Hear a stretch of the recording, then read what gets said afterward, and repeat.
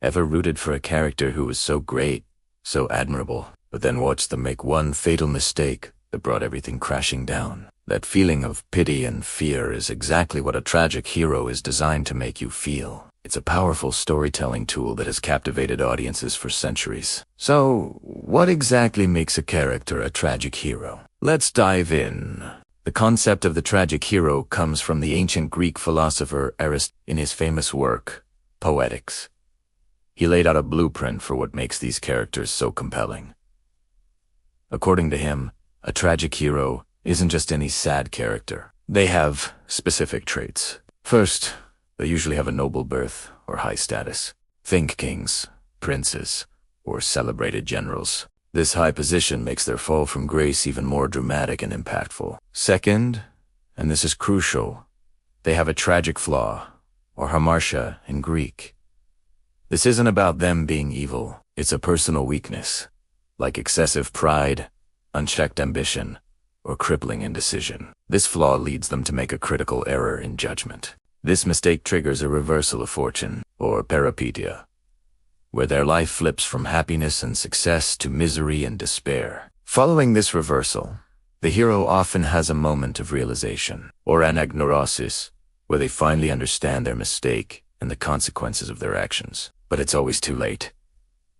Ultimately, this journey ends in their downfall, often leading to their suffering or death, leaving the audience with a profound sense of tragedy.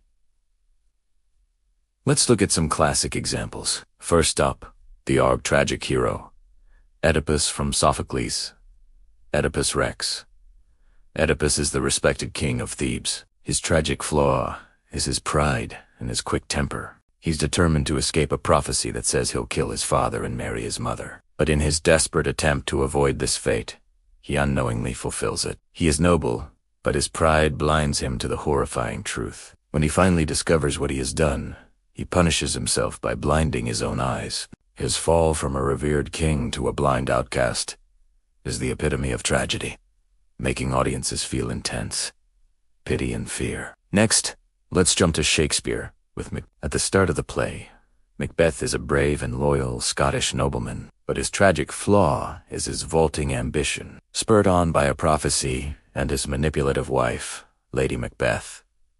He murders King Duncan to seize the throne. He gets the power he craves, but at the cost of his peace of mind. Guilt and paranoia drive him to commit more and more violent acts, leading to his descent into madness, and ultimately, his death. Macbeth's story is a powerful warning against the dangers of unchecked ambition. And we can't talk about tragic heroes without mentioning Hamlet, another of Shakespeare's masterpieces. Hamlet is the Prince of Denmark, an intelligent and noble young man. His tragic flaw is his indecision and tendency to After his father's ghost reveals he was murdered by Hamlet's uncle, Claudius, Hamlet is tasked with revenge, but he hesitates, lost in a spiral of moral doubt and internal conflict. His delay has catastrophic consequences, leading to the deaths of almost everyone he loves, and eventually, himself. Hamlet's tragedy is a deep exploration of psychological struggle and the burden of conscience. So, what do Oedipus,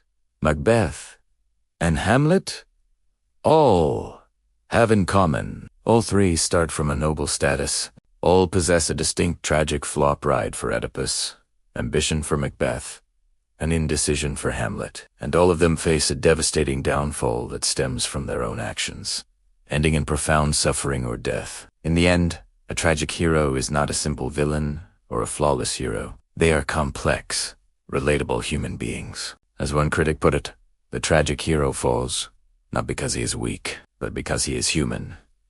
Their stories remind us of our own vulnerabilities and the fine line between greatness and ruin. They make us think, they make us feel, and that's why they remain some of the most enduring characters in all of literature. Thanks for watching. If you enjoyed this deep dive into literary characters, don't forget to like, subscribe, and hit that notification bell for more content. See you in the next video.